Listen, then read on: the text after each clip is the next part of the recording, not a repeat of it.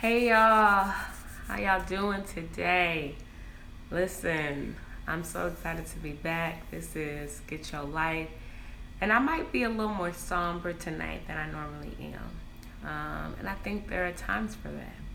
And I think it's right on time for this week's topic where we are talking about what to do when that darkness hits.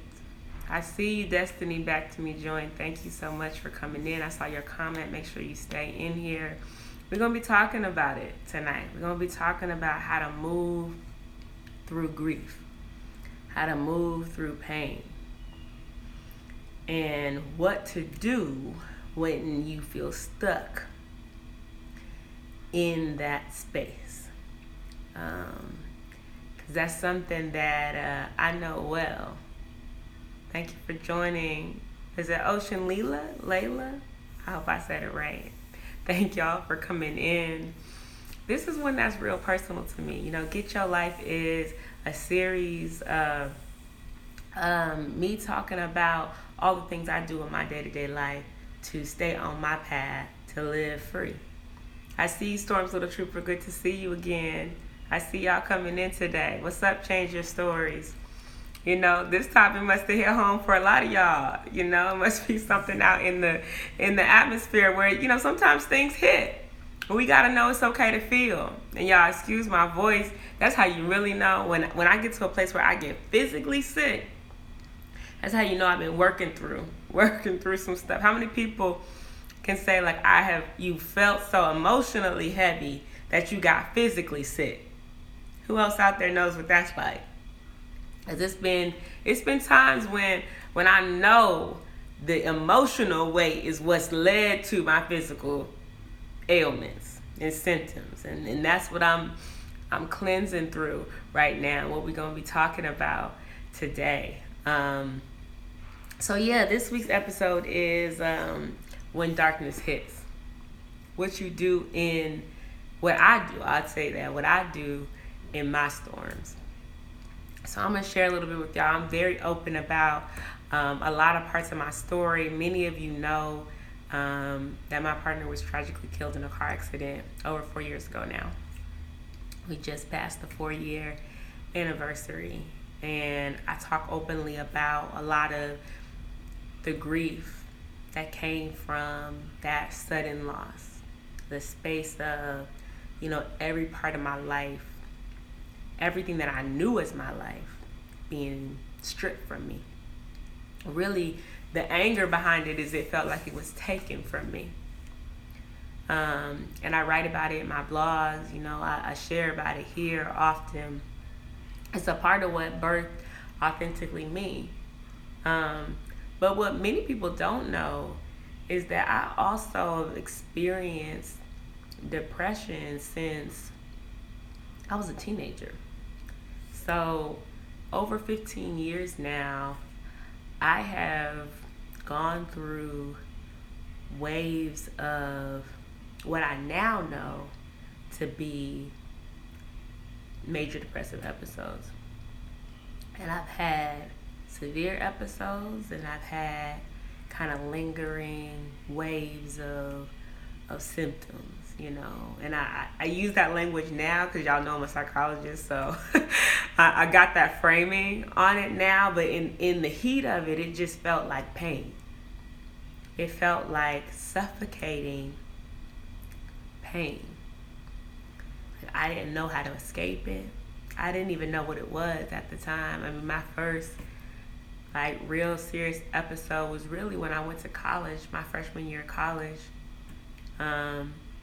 I was in the bed a lot. I was suicidal. I was scared. And at that time, the only person who knew was my then also teenage boyfriend. And I think back on that relationship and just like the weight of that, that he must have carried, and that little young child, right? Because we think we grown, but we young. And the pain of carrying that alone. Tell me if you've ever felt like you were the only one in pain. Like the world around you seemed to had things together, but for some reason that wasn't what it was like for you. And so for me, that's been something that I've struggled. And I don't like to use the word struggle because I don't like to fight against it anymore. But at that time, I was fighting against it. I was trying to push through it. I was trying to escape it. I was trying to beat it down. Anything to not have to feel it.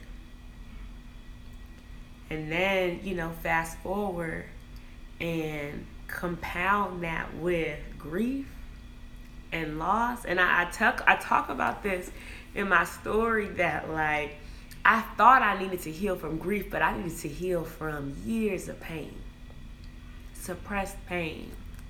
And the grief took me to a place where I could not fight against it. I did not have the mental strength anymore, even like just the day to do day-to-day stuff, let alone try to hold up all this armor. And in surrendering to it, that's how I healed through it. And I didn't realize everything that I needed to heal through, but that was what set me free. And the beauty of it is, and this is what I want to be real about, y'all, like, and I talk about this when we're talking about how do you go for your goals even when you're scared, and I tell y'all, do it scared. Right? Sometimes y'all come to my lives trying to figure out, oh, you're going to teach me how to get rid of this fear. Nah, I'm going to tell you how to do it scared, to do it anyway. Because our emotions, that is part of like our humanity. They come in waves. It's part of how we know that we're alive, is to be able to feel. So even though I have healed through and been freed from, that doesn't mean I don't still experience that sadness and that pain. And that's what I want to really talk about tonight, because sometimes, especially, when we're out in the spotlight, hi Tano Sandy, how you doing? I'm glad for you to join today. We talking about what happens when that darkness hits. How do you keep going? How do you find your way back to the light? Because even when you have found peace, even when you have found happiness, even when you have gotten those things that you want out of life, because I tell y'all my testimony, and my life has been transformed, and I still experience waves of sadness. I still experience pain. I still experience that heavy depressive weight. And this one most recently, so, and I talk about how intertwined they are. The 4-year anniversary of my partner passing was January 3rd. And this year I posted about how, I felt a little lighter than I had before, and I was grateful for that. I was grateful because it was a marker of my healing. But he died 2 weeks after our daughter's first birthday and 2 weeks before his 30th birthday. So it's a whole month. And it's in the middle of holiday season, y'all. And I might cry tonight, and that's going to be okay. So it's a whole month of hit after hit after hit for me.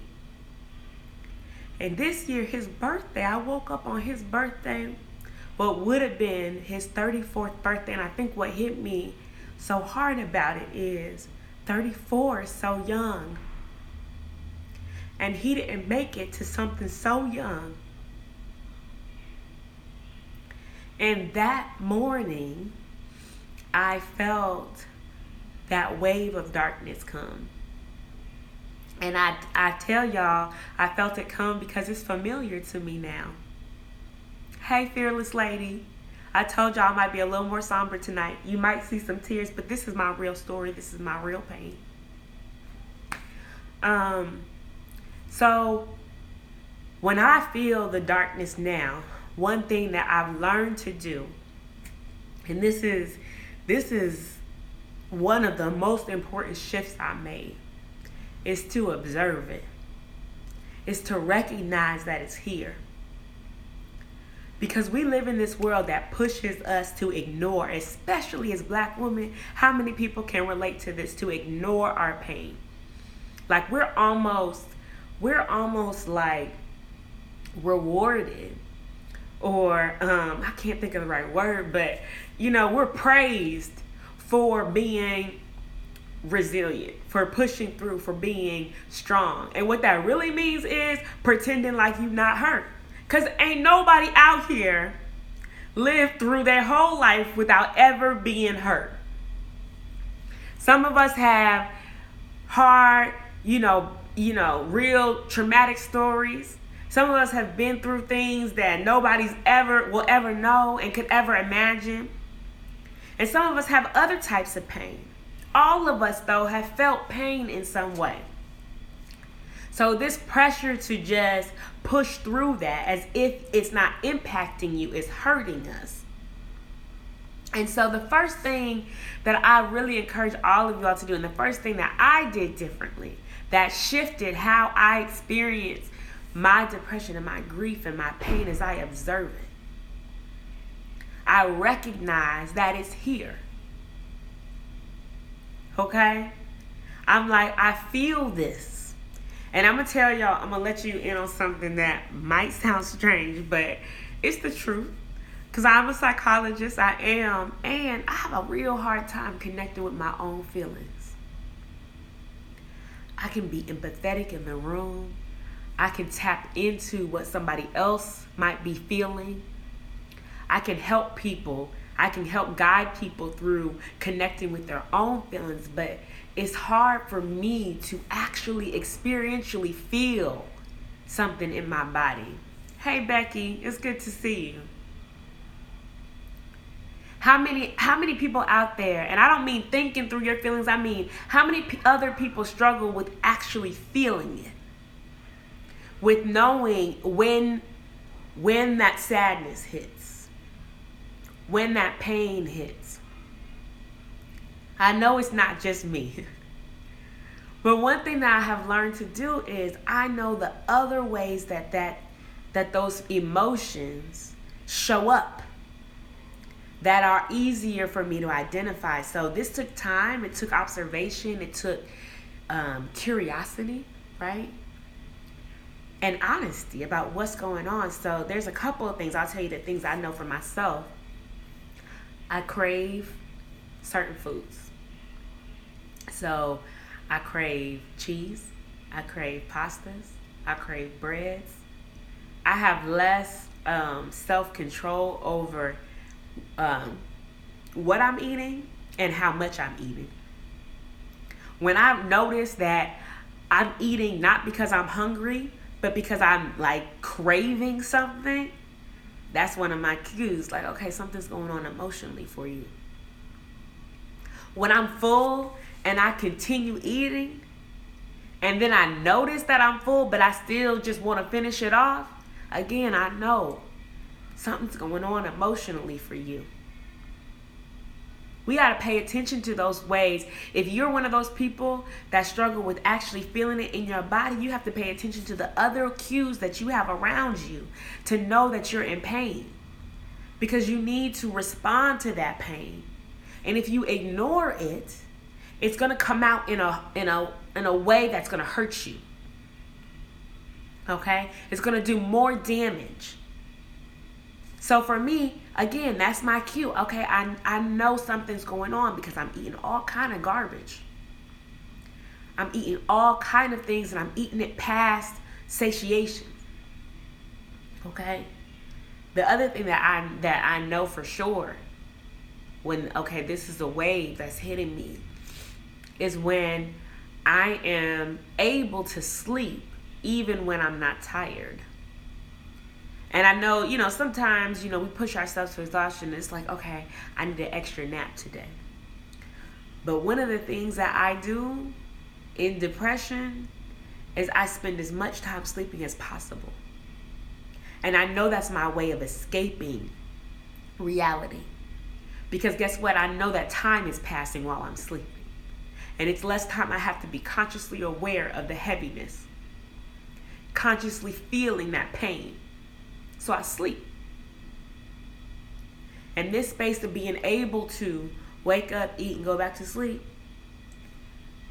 get up again, watch a show, and drift back off to sleep for hours, and then still go to bed at the normal time that I would for days, again, that's a cue for me. Something's off. And I don't mean, again, sometimes we do need to rest, of course. Give yourself permission to rest, especially if you've been pushing your body past its limits. But I know, paying attention to the things that have happened to me and how I respond to sadness and pain, and it might look different for you. You might be sleeping less. Sometimes people sleep less. Sometimes people eat less. So it's about paying attention to your body, your responses, your behaviors, your cues, but observing them and knowing what they are and being honest with yourself about when they show up. And that's the first thing that I do, because that means I need to now take action. I need to do something because I'm getting off track. Because then I start losing motivation. I start pushing off deadlines. And I know this cycle, y'all. I know it. Because like I said, darkness is familiar to me. It's been over 15 years. Over 15 years. And we can do one or two things, because I know I'm not the only person who has lived through these cycles for a long time. You can just allow them to continue going and then take over your life and take you however far out they want to take you.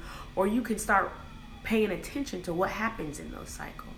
What do you want to do differently? How do you want to reclaim your time? And that's what I did. I said, okay, if feelings are a part of our humanity, and I'm going to feel waves of emotions, some of which might be uncomfortable, how can I do that in a way where I don't become those emotions? Where I don't now cycle down deeper into them and lose myself further?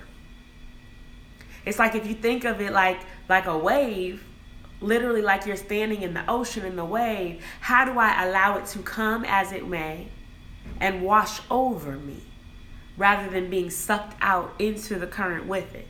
Y'all understand what I'm saying? Y'all understand the difference? Because I want to stay on shore. And I know that those emotions will come in waves as they do. But I can find a way to experience them and find my way back to the light so I can stay standing. And that observation of your emotions is the first thing. If y'all even just thinking right now, maybe you haven't spent as much time in that stance of curiosity, but what are the things that you know happens for you when you're sad? Maybe it's when you're stressed. Maybe it's when you're hurt. What do? Some of those common ones, like I said, eating too much or not enough, sleeping too much or not enough, being irritable and cranky, that shift in your overall mood, those things you used to enjoy, you don't enjoy so much anymore. You don't have that motivation, right? Okay, I see y'all commenting. I'm going to come back and I'm going to respond to those things and make sure, send me some messages if you have questions. You know, this stuff hits home because it's real.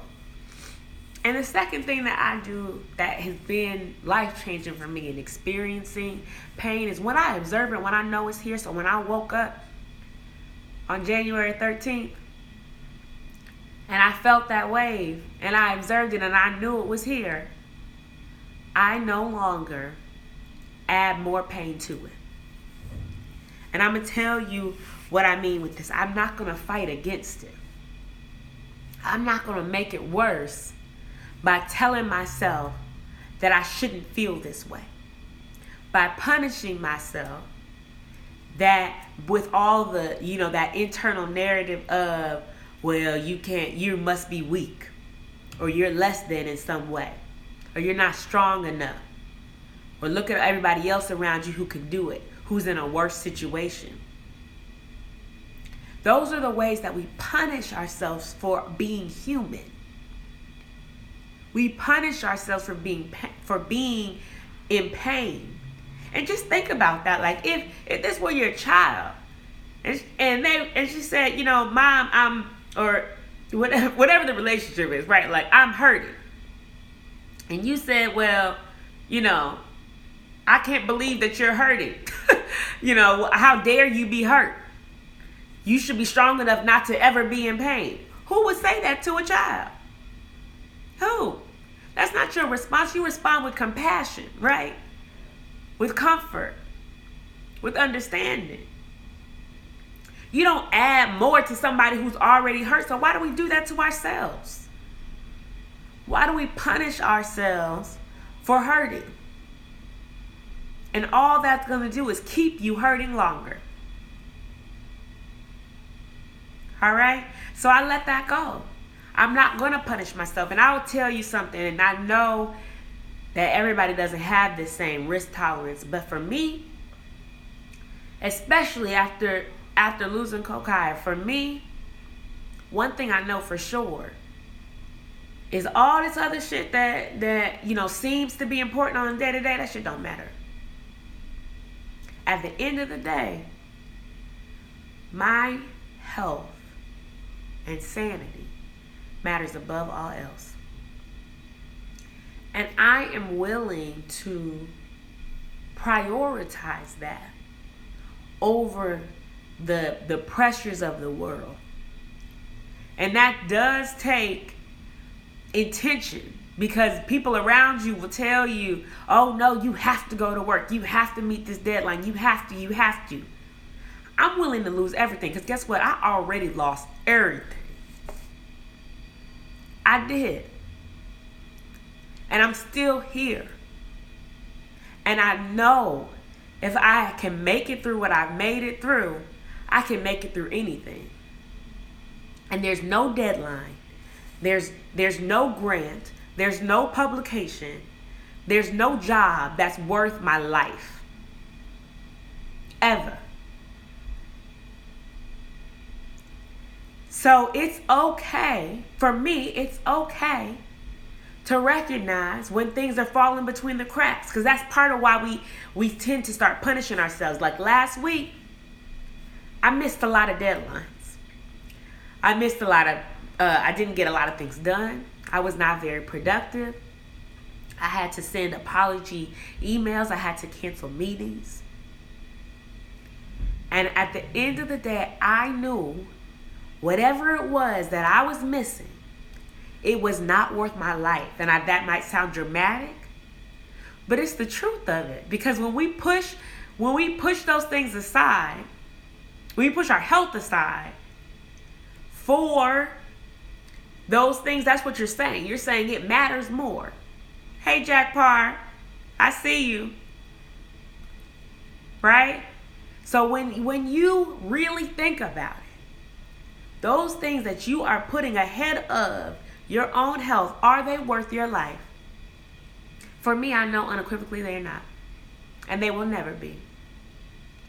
And if I have to not submit something, which last week I had an application, I missed the deadline, it's going to be okay. It wasn't for me. Because I needed that week. I needed to free myself to feel the pain that hit.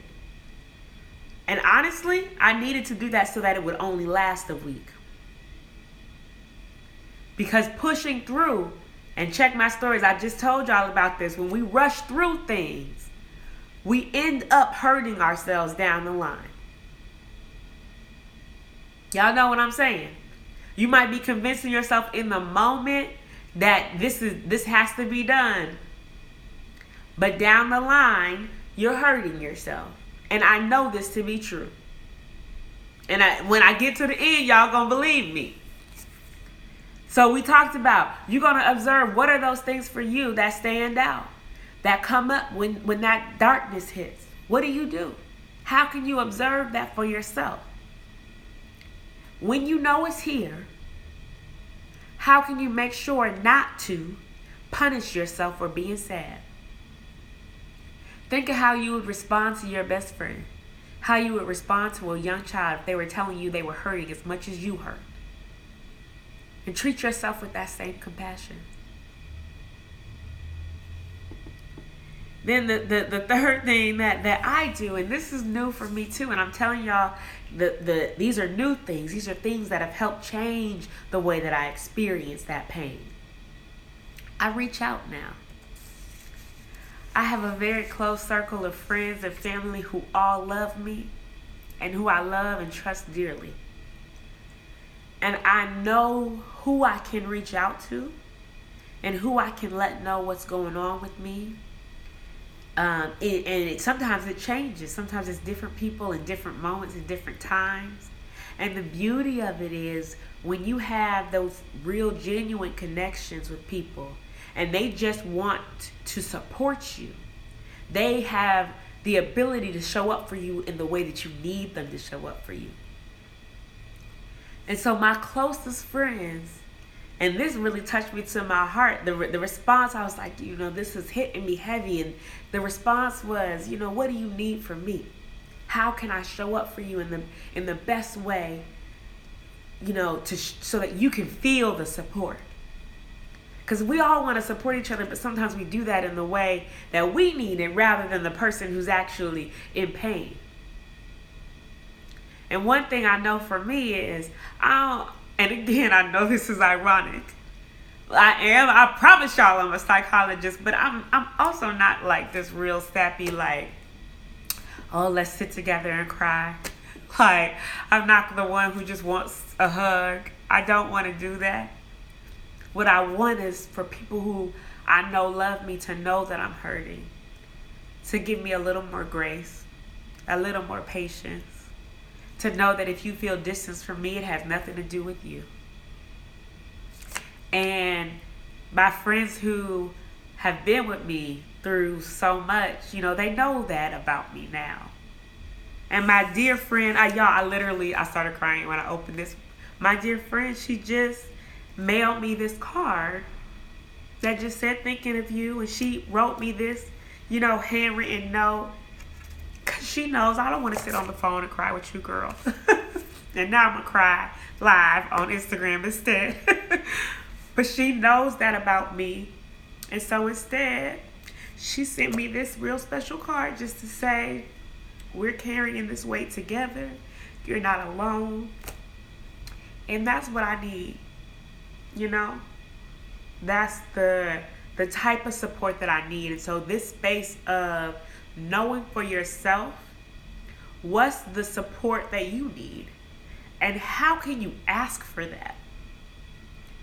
Who are the people in your life that you can trust to be able to receive those requests and show up for you in that way? Because sometimes people have their own blocks. They have their own things going on. And I've been in that space too. They might not be able to show up in the way that you need them to. And so there's no,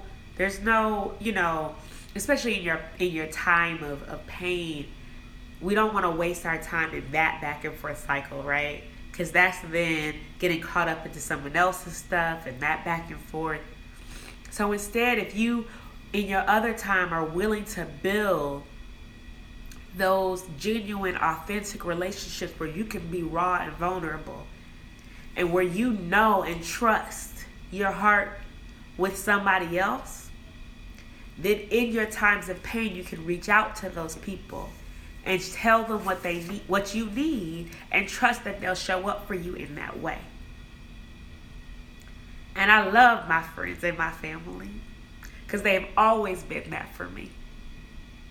They always have. And I really encourage all of you out there too who are in your pain.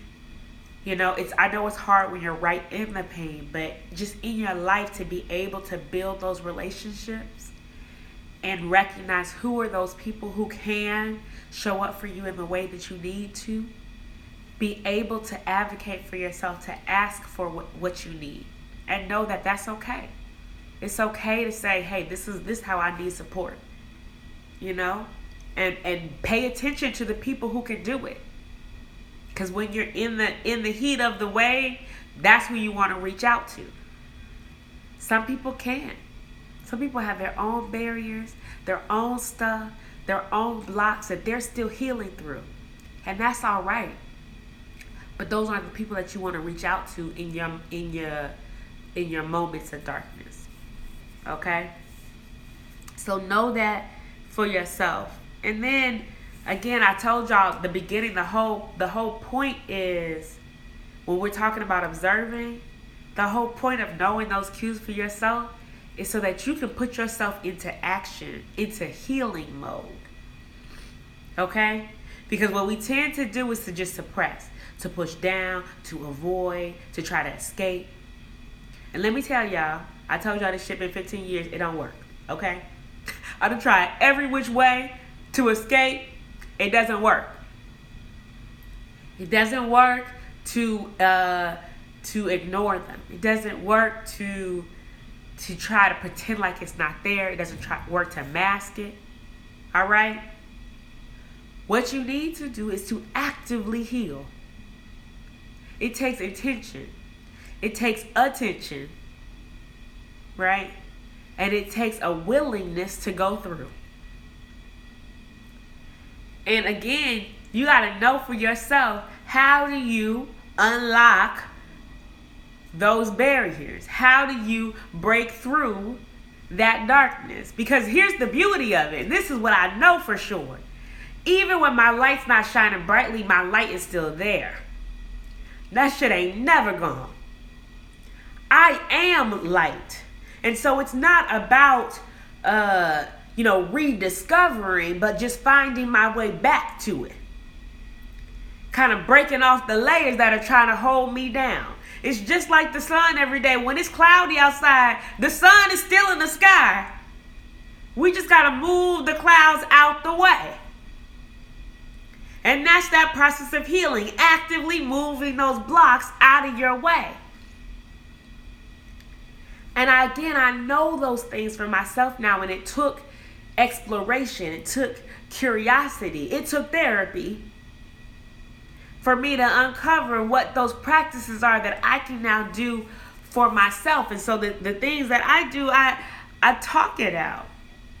With those close relationships, those close friendships I told y'all about, I went down to DC and I spent some loving time with my girlfriends. And we just talked through. And again, I told y'all, I'm not like the let's sit and cry type. But that's just not me. That doesn't mean there's anything wrong with that. So I can talk from this real intellectual space, but I know I'm breaking through chains. That's my shout out to Erica Totten. I told y'all my spiritual coach, she was on here with me 2 weeks ago. She always talks about breaking through your chains. And as I'm talking through things, because sometimes that internal narrative, for some reason, we can believe things hook, line, and sinker that when we say out loud, we know it sounds foolish. That when you say out loud, those things that you're not only telling yourself, but believing, just the act of saying it can set you free. Because it's like, wait, hold on now. Okay, I know that was ridiculous. I know that, that's not true. And so for me, as I'm talking through things, I'm talking through the lies that I'm telling myself. And I'm calling myself out on it. I'm doing it in a safe space, in a safe relationship, with people who love me. I'm doing it in love. With people loving me through that process. Because it's harder to do alone. We as people, we need that human connection. All right? So I call myself out. I surround myself with love. And that shows up in a lot of different ways. It's people who know how I'm feeling inside and people who don't. I had the joy of going down to DC. I took this trip. I stayed with my uncle who has loved me through all of life. He hosted and I enjoyed, that's the better way to put it, a brunch. And we were just in laughter and in joy, in comfort. And when it's hard for me to feel those things inside, I surround myself with it to remind myself that it's there. So in the ways that sometimes I'm able to kind of talk through all of those lies that I tell myself, all of those ways that I'm punishing myself or that I'm talking down to myself. I release that. And the other thing that I do is I find ways to move my body, because sometimes I need the physical activity to access the emotional blocks inside of me. And I know this for myself. It can be, many people find this in the gym. Sometimes I can get there through lifting or running. But then also I find that connection in dance.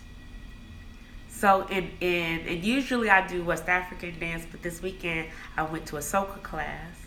And just in the freedom of moving my body, I can feel myself releasing pain. And I know it might sound like a little kooky, but just this space of being, and what it is, let me tell y'all what's really going on. You're moving your attention from your mind, from all those thoughts running through your head, to your actual physical body, and that's where your feelings live anyway. Your feelings don't live in your mind, they live in your body.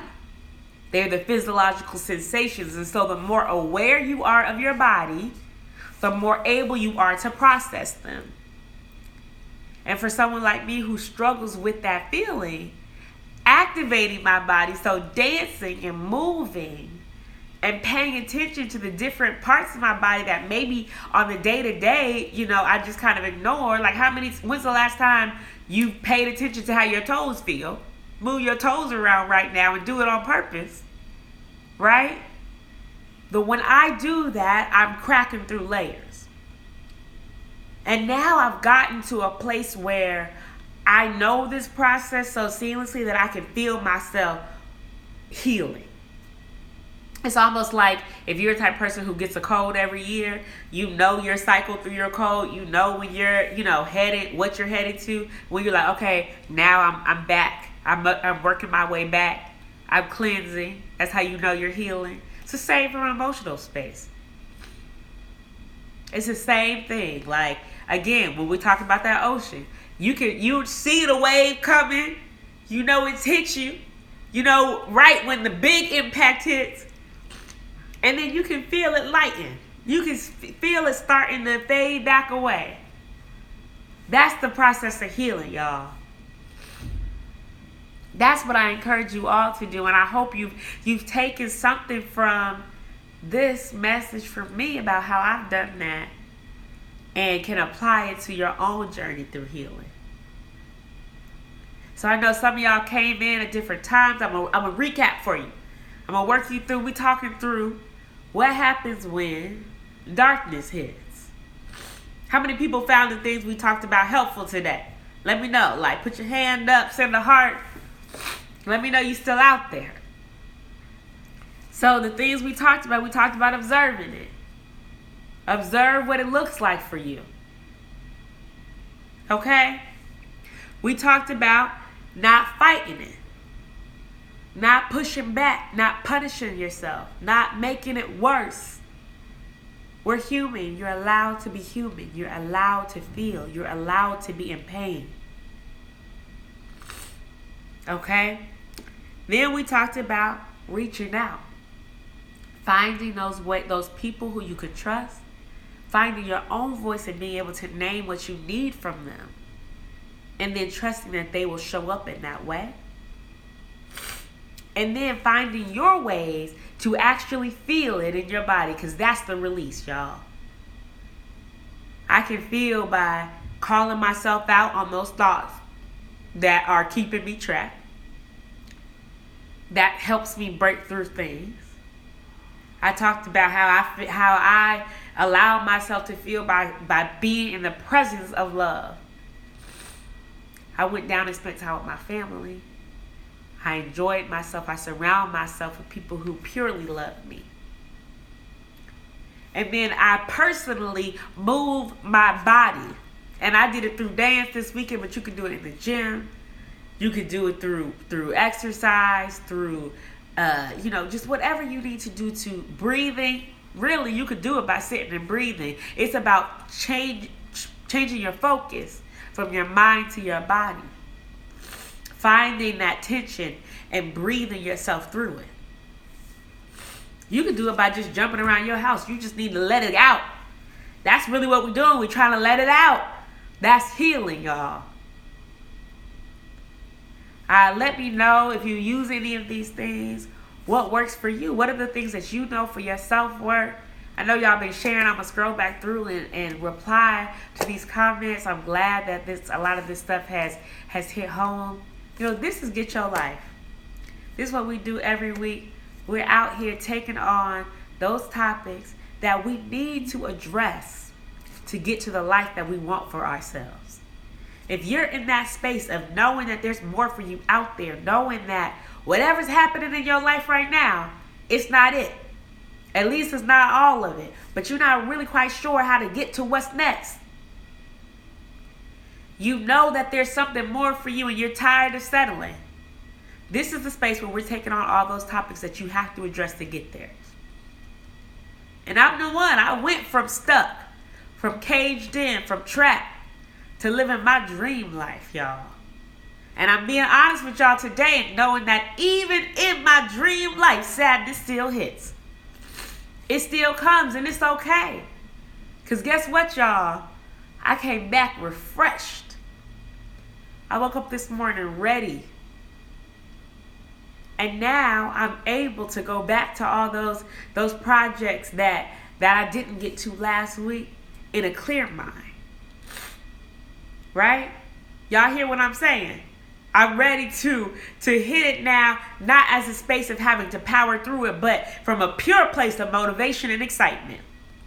And I know when I'm in this space of being purpose-driven, knowing that my peace is restored, I can get much further than I would have if I would have tried to, force my way through it last week. All right, I see you. You asked me to post. I'm gonna post it on IGTV, y'all. I'll be trying to get the replays for you. I'm sorry, I be a little technologically challenged. I'm trying to learn all these different things, but I'm gonna get this one up. It's too important not to be up, right? Drop me comments. Let me know what you took from this. Let me know what else you want me to address. I'm gonna be back next Wednesday, 8 o'clock. If you aren't following me, I'm Authentically Me. My name is Dr. Parsons. Make sure you're following me on Instagram at AuthenticallyMe_Live Free. On Facebook, Authentically Me Live Free. We are here every Wednesday, 8 o'clock. Get your life. Love and light, y'all.